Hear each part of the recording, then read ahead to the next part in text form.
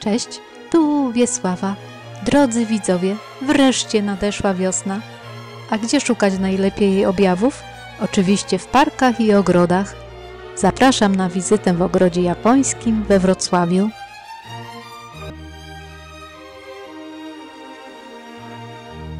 A od czego zaczniemy spacer?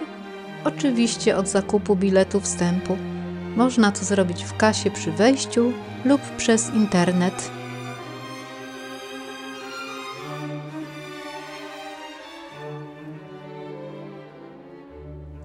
Ogród japoński ma spełniać rolę kontemplacyjną oraz spacerową, zatem mam nadzieję, że dzisiejszy odcinek przyniesie Wam przyjemność i ukojenie. A spacerować będziemy ścieżkami prowadzącymi po elementach wodnych, altankach i mostkach, z których rozpościera się przepiękny widok.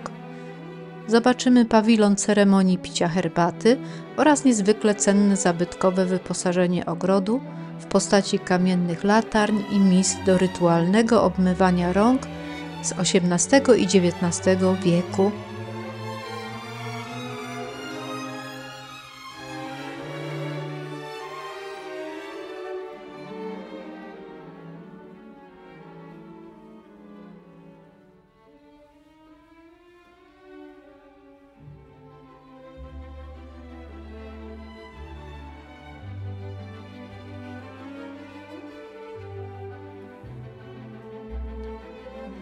Wrocławski Ogród Japoński założono w 1913 roku wokół dawnego stawu Ludwiga Theodora Moritza Eichborna jako jedna z ekspozycji wystawy sztuki ogrodniczej w ramach wystawy stulecia. Z tamtego okresu nie zachowało się wiele. W 1995 roku opracowano projekt renowacji ogrodu pod kierunkiem profesora Ikui Nishikawy z Tokio.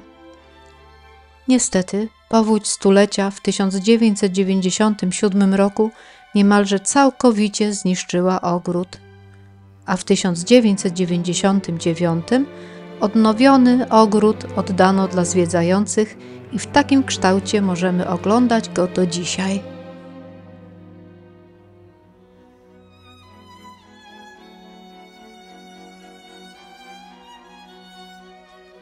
Haku-Koen, czyli biało-czerwony.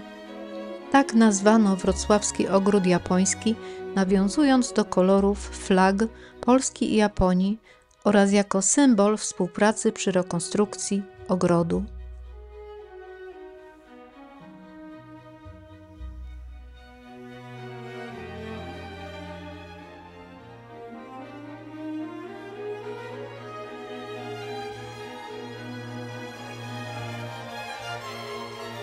We wrocławskim ogrodzie japońskim znajdziemy około 200 gatunków i odmian drzew i krzewów, m.in. okazałe 200-letnie rodzime dęby, cisy, różaneczniki katawbijskie i azalie pontyjskie. Spośród gatunków z dalekowschodnich znajdziemy modrzewnik chiński, miłożąb dwuklapowy, szuplin chiński, metasekwoję chińską, sosnę koreańską.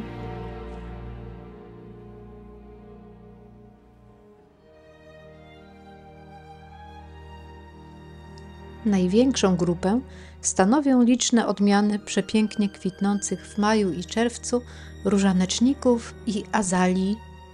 Wzrok przyciągają również strzępolistne odmiany klonów oraz specjalnie kształtowane i przycinane krzewy i żywopłoty.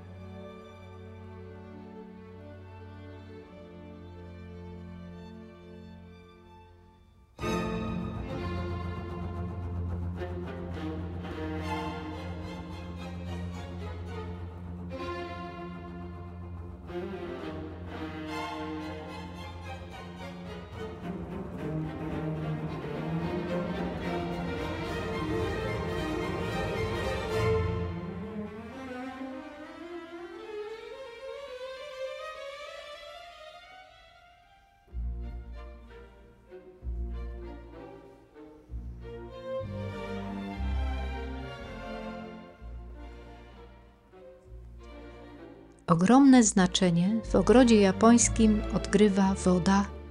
Oprócz głównego stawu, którego linia brzegowa dopasowana jest do słowa przyjaźń, zapisanego japońskimi znakami, znajdziemy w ogrodzie kaskadę żeńską, onna-daki, i kaskadę męską, otoko-daki.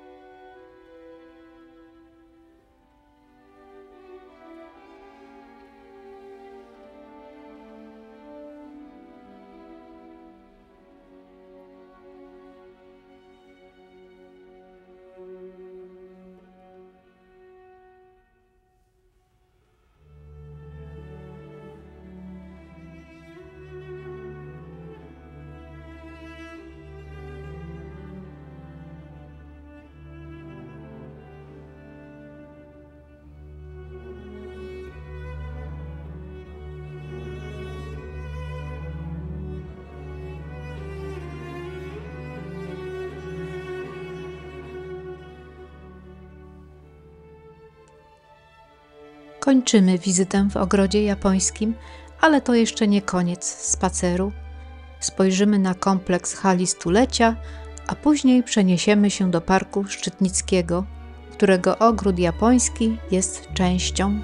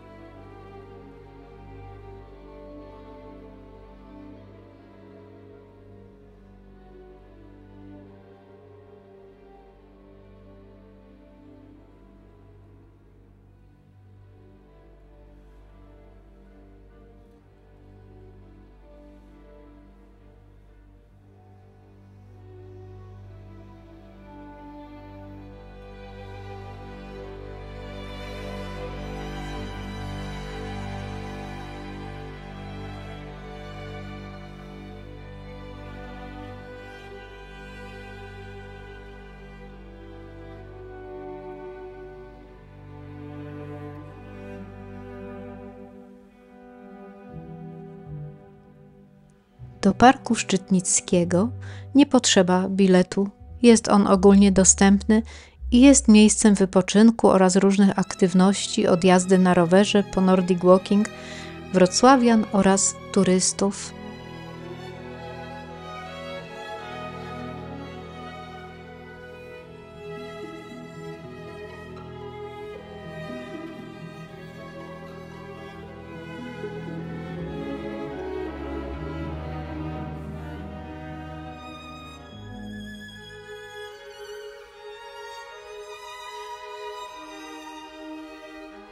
Park Szczytnicki jest jednym z największych we Wrocławiu i zajmuje powierzchnię około 100 hektarów. Położony jest na terenie dawnej wsi Szczytniki. Dzisiaj rośnie tu około 350 gatunków drzew i krzewów z różnych stron świata, między innymi świerki kaukaskie, cyprysiki Lawsona, sosny wejmutki czy dęby szypułkowe. Rosną tu również kasztanowce, sosny himalajskie, dęby szkarłatne oraz różaneczniki.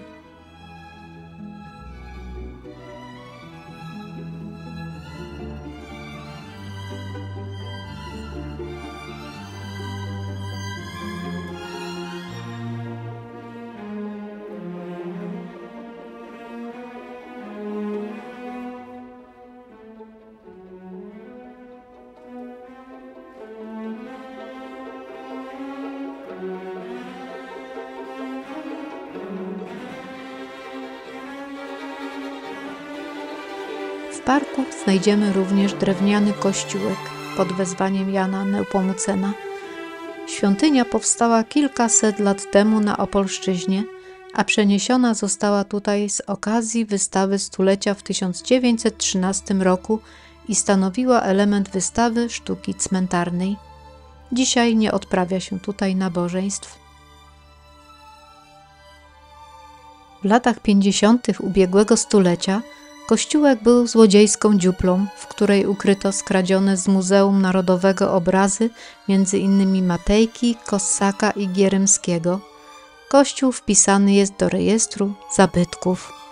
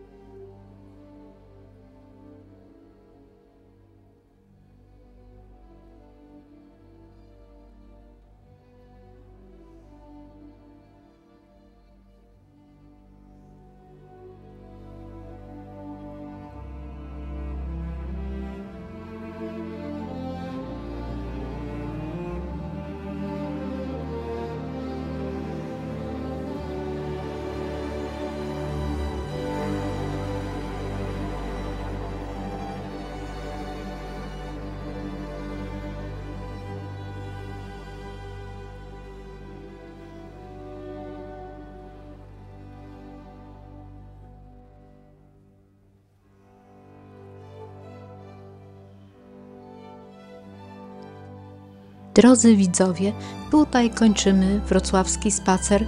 Dziękuję, że byliśmy razem, a jeśli Wam się podobało, to poproszę o kciuki w górę, komentarze oraz subskrypcję. Do zobaczenia!